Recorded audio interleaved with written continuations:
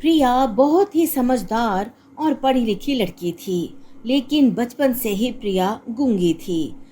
लेकिन वो पढ़ाई में बहुत अच्छी थी और कैलीग्राफी की प्रोफेसर थी। उसी के सेक्शन में एक लड़का गौरव था। गौरव दिल ही दिल में प्रिया को पसंद करता था, लेकिन कभी उसे कहा नहीं था। एक दिन कॉलेज में कैलीग्राफी का कंपटीशन होता है। दोनों ही उसमें हिस्सा लेते हैं और प्रिया जीत जाती है। तभी गौरव उसके पास उसको बधाई देने के लिए आता है। वैसे काफी अच्छी कैलीग्राफी कर लेती हो आप। Thank you.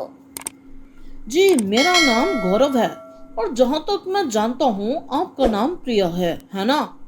आ, क्या आप मेरी दोस्त बनना पसंद करेंगी? आ, ऐसे दोनों दोस्त बन जाते हैं और साथ में बहुत सा वक्त बिताने लगते हैं। साथ इकट्ठे रेस्टोरेंट्स में जाते हैं। प्रिया बोल नहीं सकती थी, लेकिन फिर भी उसे गौरव के साथ बैठना, बातें करना और उसकी बातें सुनना बहुत पसंद था। ऐसे ही एक दिन गौरव प्रिया को कैफे ले जाता है और वहां जाकर उसे कहता है, प्रिया, मैं तुमसे एक बात कहना चाहता हूँ। हम दोनों बहुत अच्छे दोस्त बन चुके हैं। अगर तुम्हें मेरी बात पसंद ना आए तो प्लीज़ गुस्सा मत करना, आराम से बोल देना। आ आ आ आ आ ठीक है। प्रिया, जब से मैंने तुम्हें देखा है मेरा किसी और को देखने को दिल ही नहीं चाहता। मैं चाहता हूँ कि तुम हमेशा मेरे साथ रहो, मेरे साथ जिंदगी बिताओ। क्या ऐसा मुमकिन है? Thank you thank you thank you thank you so much Priya. तुम्हें नहीं पता तुमने आज मुझे कितनी बड़ी खुशी दी है। शायद तुम्हारा मेरा मिलना किस्मत में लिखा था, तभी तो इतनी लड़कियां आई और गईं, मगर मुझे कोई भी अच्छी नहीं लगी। अरे पागल, किस करके कोई रोता है क्या? वैसे तुम बहुत अच्छी किसर हो। अरे, तुम तो नई नवेली दुल्हन की तरह शर्मा रही हो। फिर क्या होगा जब तुम मेरी दुल्हन बनोगी? तब भी ऐसे ही करोगी क्या? I love you so much Priya. इसके कुछ ही दिनों के बाद दोनों की फैमिली की रजामंदी से शादी हो जाती है। प्रिया अपना घर अच्छे से संभाल लेती है और साथ ही अपनी कैलीग्राफी भी जारी रखती है। लेकिन उसकी सास उसको स्वीकार नहीं कर पाती, क्योंकि उसको मुकम्मल तौर पर एक मुकम्मल बहू चाहिए थी, कोई गूंगी नहीं। ऐसे ही एक दिन प्रिया अपने कमरे में कैलीग्राफी कर रही होती है।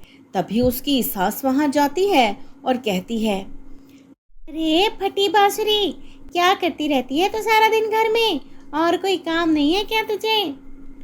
आ आ आ आ आ आया आया हम आ गया। अरे क्या ये आ ई लगा रखी है तूने? मेरे तो कुछ पल्ले ही नहीं पड़ रहा। इसी तरह प्रिया समझाने की कोशिश करती रहती और सास कुछ भी समझ ना पाती, बस उसे जलील करती और ताने देती। प्रिया बोल नहीं सकती थी, इसीलिए चुपचाप सब कुछ सहती रहती। तभी एक दिन प्रिया की सास दरवाजा बंद करना भूल जाती है और दो चोर घर में घुस आते हैं। दोनों सास बहू को इस बात की भिनक भी नहीं पड़ती। दोनों चोर जल्दी जल्दी सामान इकट्ठा करना शुरू कर देते हैं, जिसकी वजह से थोड़ा घर में शोर होने लगता है। सास समझती है कि प्रिया किचन में चोरी चोरी कुछ खा रही है। वो ये देखने के लिए किचन की तरफ जाती है कि तभी चोरों को देख लेती है। वो चोरों को रोकने की कोशिश करती है, तभी दोनों चोर पकड़कर उसे बांध देते हैं। ये सब प्रिया देखती है तो अपनी सास को बचाने की पूरी कोशिश करती है। दूसरी तरफ चोर सास को बांधकर अपने काम में मशगूल हो जाते हैं। तभी प्रिया अजीब अजीब सी आवाजें निकालना शुरू कर देती है। चोर ये आवाजें निकालकर डर जाते हैं और दुम दबाकर वहां से सामान छोड़कर ही भाग जाते हैं।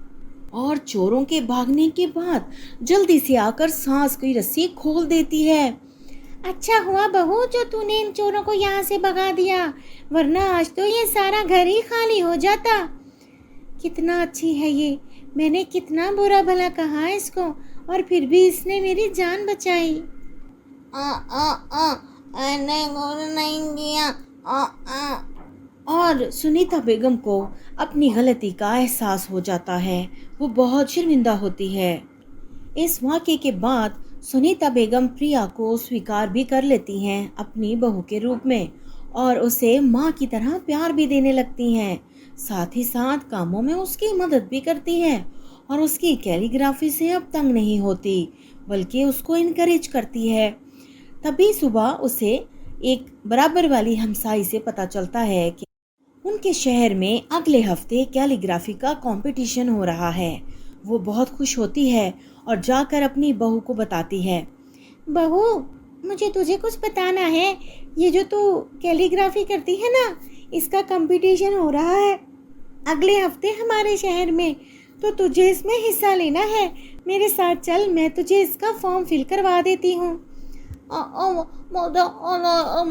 नहीं करना। अरे क्यों नहीं करना, तुझे ज़रूर करना है, चल मेरे साथ। दोनों सास बहू फॉर्म फिल करने के लिए चली जाती हैं और आखिरकार फॉर्म फिल करके प्रिया उसमें हिस्सा ले लेती है। एक हफ्ते बाद कंपटीशन का दिन आ जाता है और सास कहती है, जा मेरी बच्ची, तुझे ये कंपटीशन जीत कर आना है और तू ही जीतेगी, क्योंकि तू बनी ही इस काम के लिए है। होंगे। नहीं, कोशिश नहीं करनी, तुझे ही जीतना है, तू जीतेगी।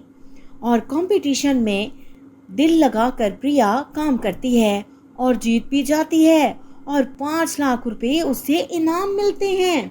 इस बात से सुनीता बहुत खुश होती है। सिर्फ इतना ही नहीं, इस कंपटीशन के बाद प्रिया को अच्छी खासी पहचान मिल जाती है। सब लोग उसे पहचानने लगते हैं। ऐसे उनकी ज़िंदगी बहुत अच्छी हो जाती है और तीनों बहुत खुशी हंसी अपनी ज़िंदगी गुजारते हैं।